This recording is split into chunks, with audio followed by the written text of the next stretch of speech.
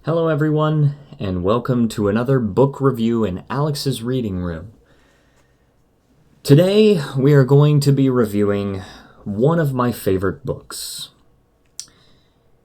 And maybe it just makes sense for me to review my favorite books first, but I'm going to review one of my favorite books.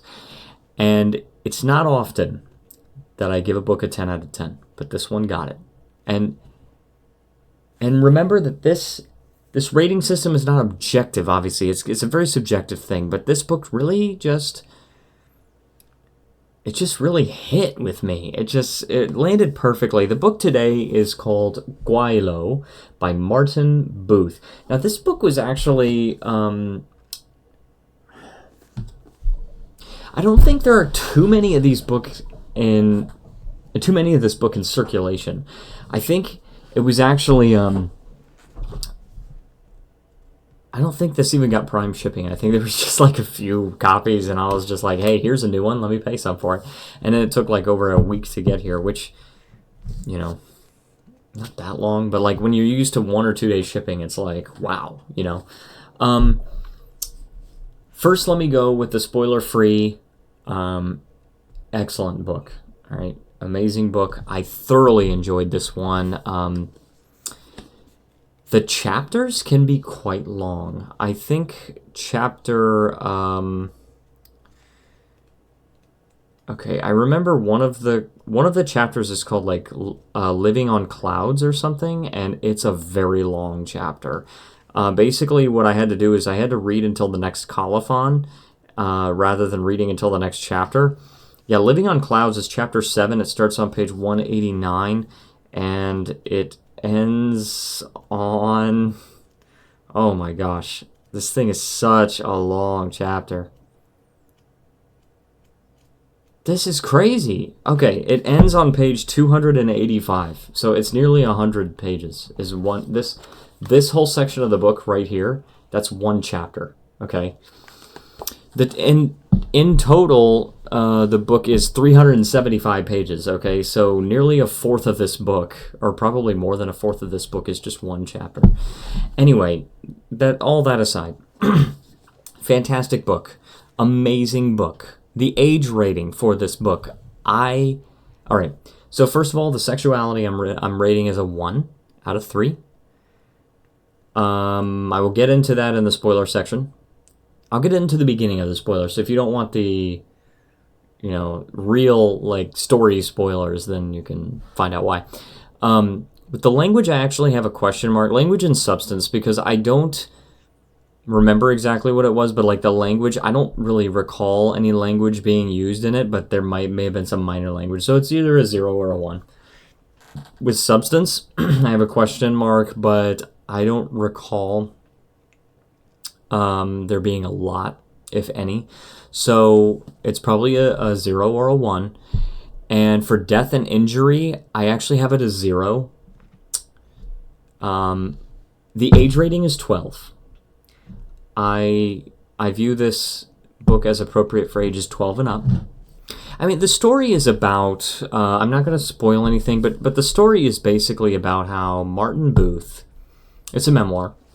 Martin Booth spent 3 years of his childhood living in Hong Kong. And it talks about all of his adventures there. And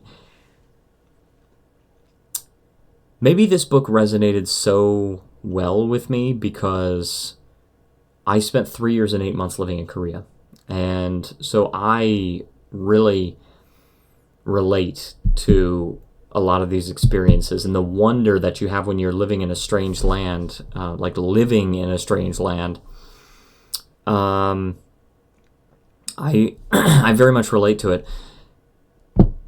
He does a fantastic job of fleshing out the characters that he met, and I mean characters as in they were quite the character. He does a fantastic job with pacing in the story. Chair is messing up. But better. It's just very well written. The other thing is advanced is a 1 out of 1, so it is an advanced read. I'm actually going to read a short paragraph here. I just flipped to a random page. It says, all my fears of Nagasaki Gym... Hold on.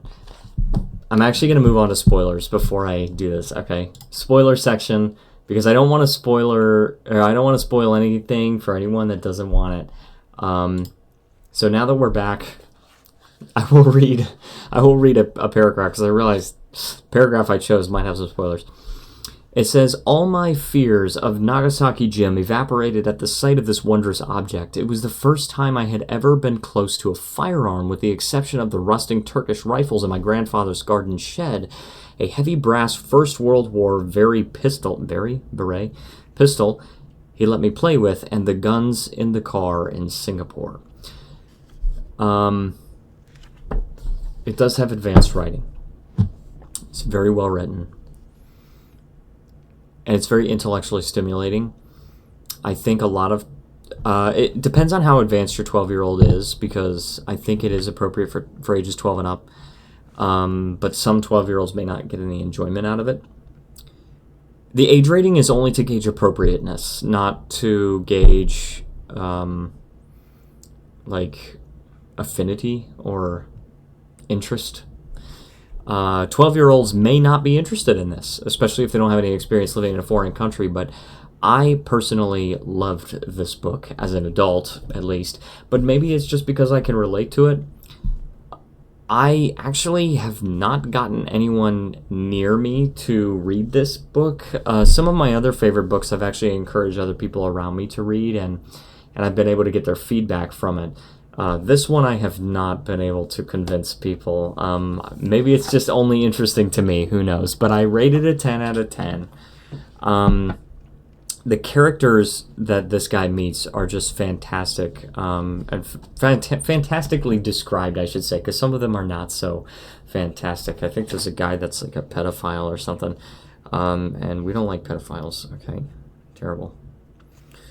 And he actually at one point goes to the Kowloon Walled City. The reason why it gets, and I promised to do this and I totally forgot, so I'm sorry guys. The Sexuality is a 1 out of 3, just because I think actually there's a point where he sees a prostitute walking with a sailor or somebody like that, and like he didn't know what it was at the time, but like later on when he got older he realized that's a prostitute. That's why it's 1 out of 3. I don't think there's anything else that's sexual in this book. So I guess that's really all there is to say. It's just his story of living in Hong Kong for 3 years of his childhood, and it's just such a captivating story. It's just all these new adventures that he was having, and he lived in a few different places too, and it's just all the new people that he met, and he actually, when he first gets to Hong Kong, this guy tells him, try everything, and never say no to trying a new food or something like that, and he said he really took that to heart, even though he knew he would never see that guy again. Every time he was offered something new, he was like, I can't disappoint that guy, so I better say yes, and I better go on these new adventures, and it turned out being really good for him. And I think anyone that's thinking about going to another country, anyone that has already lived in another country, I think this book will really resonate with you like it did for me. But regardless, nonetheless, I think it's an interesting story. So I'm going to conclude the video right there. I very much hope that you enjoyed this review. I hope that you get a good, useful book recommendation out of this. And if you enjoyed, then please leave a like, subscribe, leave me a comment. What do you think of this book if you have read it? What are your thoughts on living in another country? Have you lived in another country? And if so, where? I lived in Korea, and I know that there are a lot of people like me that have also lived in Korea or Japan, or some people taught in China. I actually know somebody that taught in China. Or some people go and teach in Europe and everything like that. What are your experiences? With that, I am going to conclude this review, but I want to thank you so much for watching, and I will see you all in the next review.